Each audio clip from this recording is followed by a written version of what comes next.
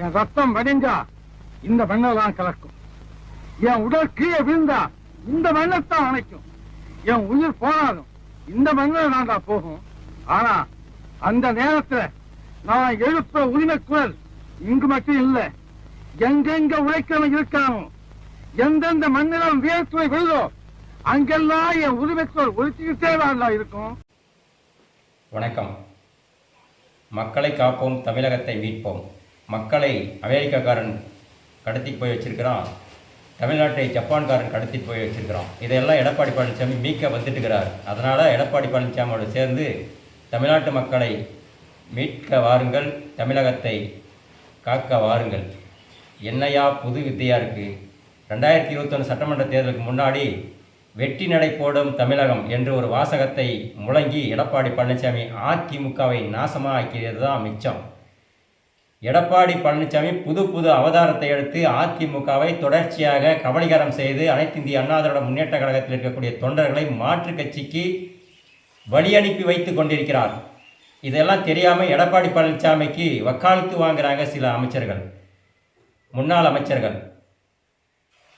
அதிமுகவை எடப்பாடி பழனிசாமி தான் இன்று கபலீகரம் செய்துவிட்டார்.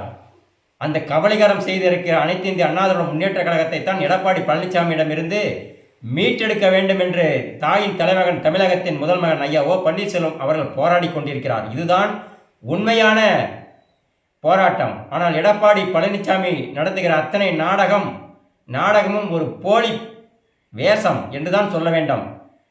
எடப்பாடி பழனிசாமி நடத்தக்கூடிய அந்த போலி வேஷத்தில் பல முன்னாள் அமைச்சர்கள் கலந்து கொண்டு தங்களையும் வேஷம் கட்டிக்கொண்டு வரக்கூடிய எங்களை வரவேறுங்கள் என்று தங்களிடம் உள்ள பணத்தை வாரி இறைத்து மக்களை கூட்டி ஒரு பிரமிப்பான கூட்டத்தை காட்ட வேண்டும் என்று பயணித்து கொண்டு வருகிறார்கள். ஆனால் எடப்பாடி பழனிசாமியிடம் கேள்வி கேளுங்கள். முதலில் நீ சார்ந்த இயக்கத்தை ஒழுங்குபடுத்து, அப்புறம் தமிழ்நாட்டுக்குள்ள வலம் வா. இல்லை என்றால் 2021 என்ன நடந்ததோ அதுதான் நடக்கும் பழனிசாமி என்று அதிமுக தொண்டர்கள் எடப்பாடி பழனிசாமியிடம் கேள்விகளை கேட்க வேண்டும். நிச்சயமாக எடப்பாடி பழனிசாமியுடைய இந்த போலி பயணம் ஒரு நாளும் 1% கூட எந்த முன்னேற்றத்தையும் தராது. இது திமுகவுக்கு தான் மிக முக்கிய சாதகமாக அமையும். எப்படின்னு பார்த்தீங்கன்னா, எடப்பாடி பழனிசாமி இப்போ முன்னாடியே வந்துட்டார், மக்களை காப்போம் தமிழகத்தை மீட்போம் என்று. இதுக்கு அடுத்து ஸ்டாலின் வருவார்.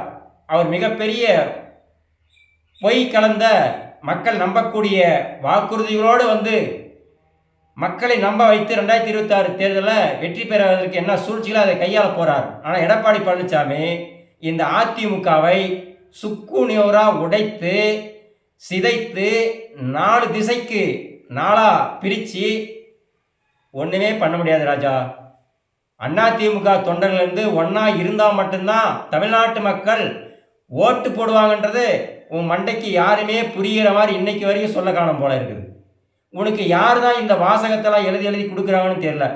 வெற்றி நடை போடும் தமிழகம், மக்களை காப்போம் தமிழகத்தை மீட்போம், இதுக்கெல்லாம் எவ்வளவு காசு பணம் செலவாகுன்னு தெரியல. அது மட்டுமா செஞ்சுட்டு இருக்க? நீ போடக்கூடிய அந்த டிஜிட்டல் பேனர் ஒன்று இருக்குது. அந்த டிஜிட்டல் பேனரில் புரட்சி தலைவரை படத்தை காணும், இதய தெய்வம் புரட்சி தலைவர் அம்மாவுடைய படத்தை எங்கேயுமே காணும். அப்போ உன்னுடைய நோக்கம் என்ன?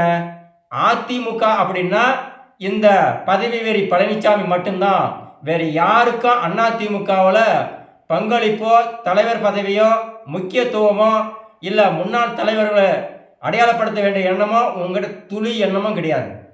இந்த இயக்கத்தை எந்த அளவுக்கு உன்னால் நாசப்படுத்த முடியுமோ அந்த அளவுக்கு நாசப்படுத்திட்டு தமிழ்நாடு முழுவதும் ஒரு வாகன பயணம் மேற்கொள்கிற அந்த வாகன பயணத்தில் எங்கே போனாலும் காற்று தாங்க வருது, வேறு எதுவுமே வரலைங்க, கொடி தாங்க பறக்குது, அங்கே மக்களை காணவே முடியலைங்க.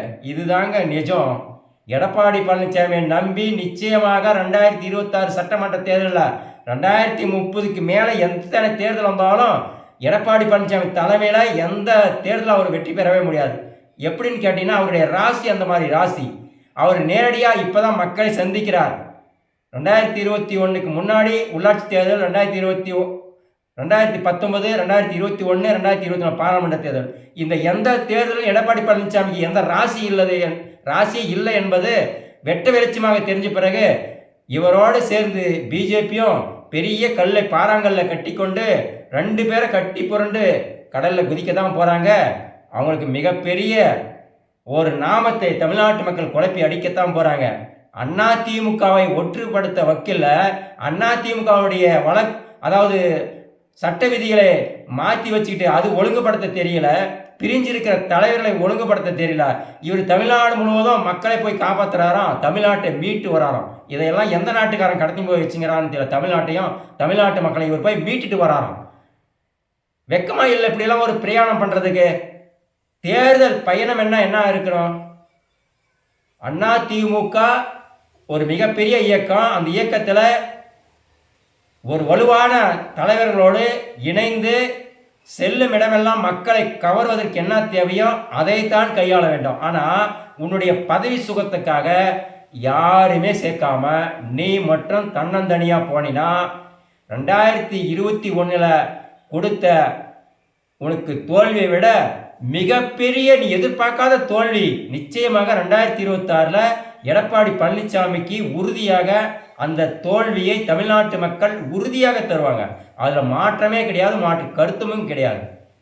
நன்றி, வணக்கம்.